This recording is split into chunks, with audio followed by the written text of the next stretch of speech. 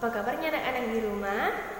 Oke, kita kembali dalam pembelajaran biologi secara online. Nah, untuk pertemuan kali ini, sebelum kita memulai pembelajaran kita, mari terlebih dahulu kita berdoa kepada Tuhan. Mari kita berdoa. Bapa di dalam kerajaan surga, kami berterima kasih Tuhan sudah menjaga dan memeliharakan kami. Saat ini Tuhan, kami akan bersama-sama memulai pembelajaran biologi kami. Tuhan yang kiranya tolong kami supaya boleh mengerti dengan baik. Terima kasih ya Tuhan, ini doa kami. Amin. Oke, pembelajaran kita kali ini, mari bersama-sama menyiapkan buku tulis dan buku cetaknya. Nah, adapun yang kita pakai saat ini adalah buku ini ya. Oke, kalian sudah semua memiliki kan? Dan buku yang ini. Ya, salah satunya saja ya. Oke. Buku yang ini silakan buka halaman 53 dan yang satunya lagi silakan membuka halaman 76. Oke, yang ini 53, yang sebelahnya 76. Nah, hari ini kita akan bersama-sama membahas materi jaringan hewan. Untuk lebih jelasnya, mari kita memperhatikan video pembelajaran berikut ini.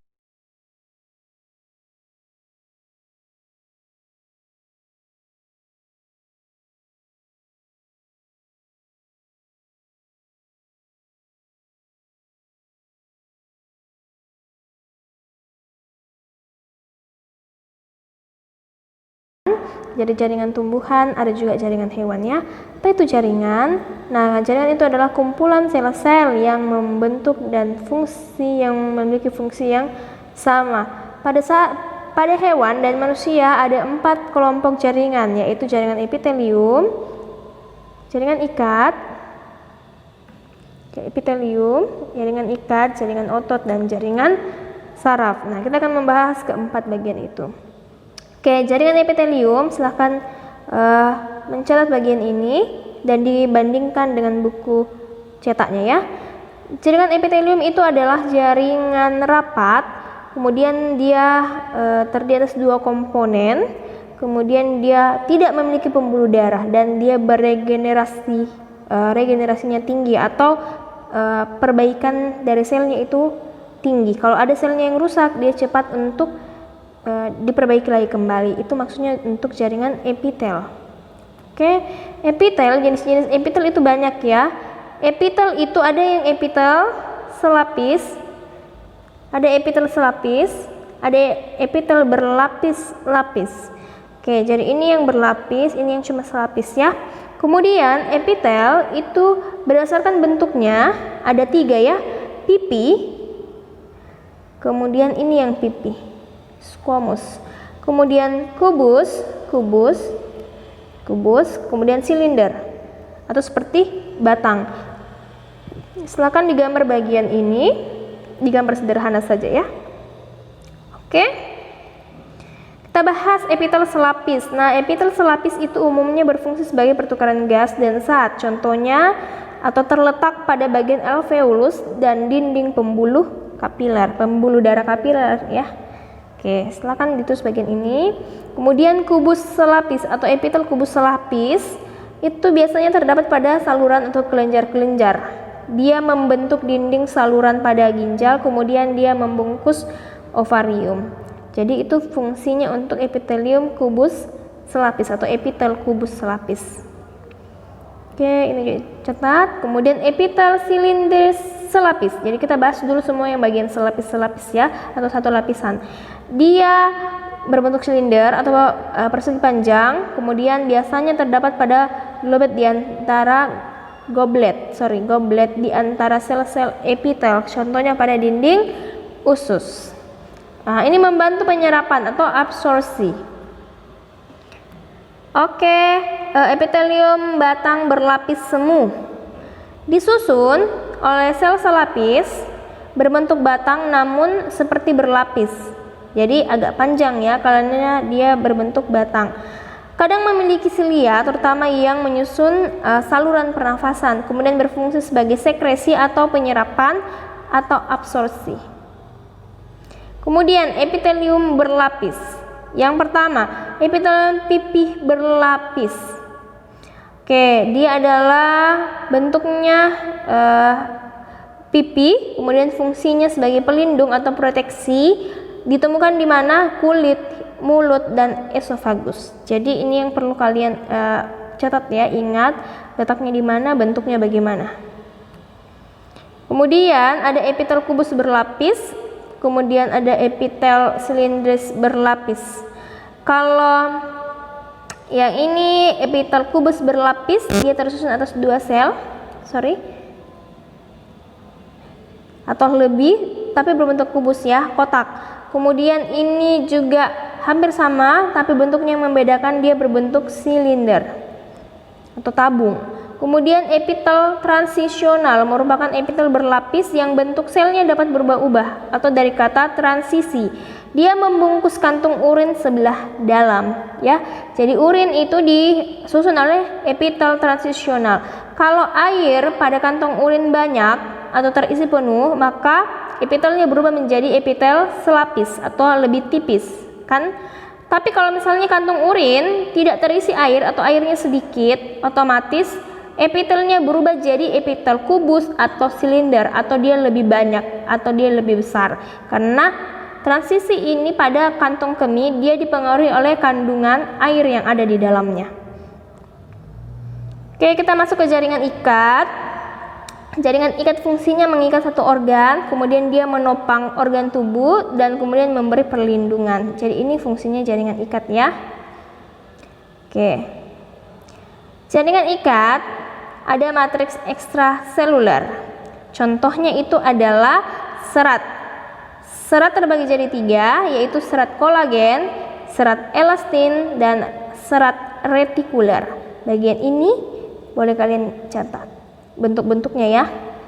Kemudian kita masuk ke jaringan ikat tulang. Oke, tulang disusun oleh sel-sel tulang atau osteosit, kemudian matriksnya keras ya. Kemudian dia punya serat kolagen. Dia berfungsi, tulang ini berfungsi sebagai organ tubuh atau melindungi organ tubuh dan memberi bentuk pada tubuh. Kemudian setelah tulang ada kartilago atau tulang rawan, disusun oleh sel-sel kondrosit. Kondro itu berarti tulang rawan ya, dia rawan. Kemudian sejumlah serat kolagen, kemudian matriksnya keruh dan elastis. Kartilago ini berfungsi untuk menyusun kerangka bayi yang baru lahir. Jadi sebelum berubah jadi tulang keras ya, terus terdapat pada organ-organ tertentu seperti daun telinga, hidung, dan tulang rusuk. Jadi bayangkan saja kalau telinga kalian dan hidung kalian itu adalah tulang yang keras, berarti kita tidak bisa tidur dengan baik. Kemudian jaringan ikat padat disusun oleh sel-sel fibroblast. Kemudian komponen matriksnya berupa serat kolagen yang tersusun rapat dan teratur. Contohnya tendon dan ligamen. Jaringan ikat longgar. Fungsinya menyokong, mengelilingi, dan menghubungkan elemen dari jaringan dan organ-organ lain. Serat penyusunnya adalah kolagen. Jaringan lemak, dia berfungsi sebagai melindungi beberapa organ. Kemudian lemak itu menyimpan cadangan makanan dan mengatur suhu tubuh. Oke, jaringan ikat yang berikutnya, jaringan ikat darah. Darah itu mengandung serat, yaitu fibrin. Dia berfungsi mentransportasikan zat-zat dari tubuh ke seluruh tubuh juga. Jadi darah ini sebagai alat transportasi pada tubuh. Berikutnya ada jaringan otot. Jaringan otot itu terbagi jadi 3 berdasarkan sel-selnya ya. Jaringan otot polos, jaringan otot lurik, dan jaringan otot jantung. Kalian boleh menggambar bagian ini. Oke, ini otot polos, otot rangka. Nanti kita akan bahas ini lebih lengkapnya di sistem gerak dan otot jantung. Untuk saat ini nanti penjelasannya lebih rinci dan gambarannya untuk otot kita akan bahas itu di sistem gerak. Oke, jaringan saraf fungsinya menerima, memproses rangsangan yang diterima. Oke, seperti ini jalannya saraf ya. Ibu jelaskan saja dulu ini. Alat indera mata, saraf sensorik di bawah ke pusat pengolahan atau bagian otak. Ketika Misalnya mata melihat cahaya.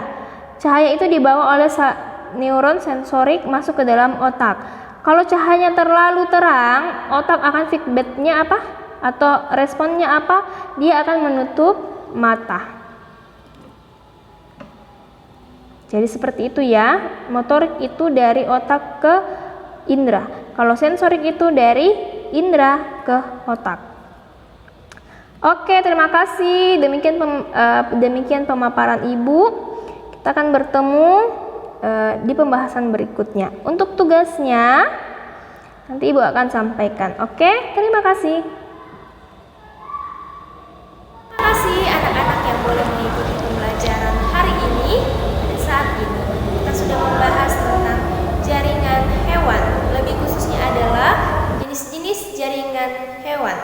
Nah, Ibu berharap kalian terus mengulang video pembelajaran ini dan kalian boleh terus mengingat pembelajaran kita kali ini.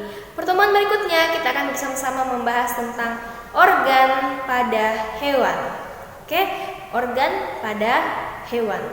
Sebelum menyelesaikan pembelajaran kita kali ini, mari bersama-sama kita berdoa kepada Tuhan. Mari kita berdoa.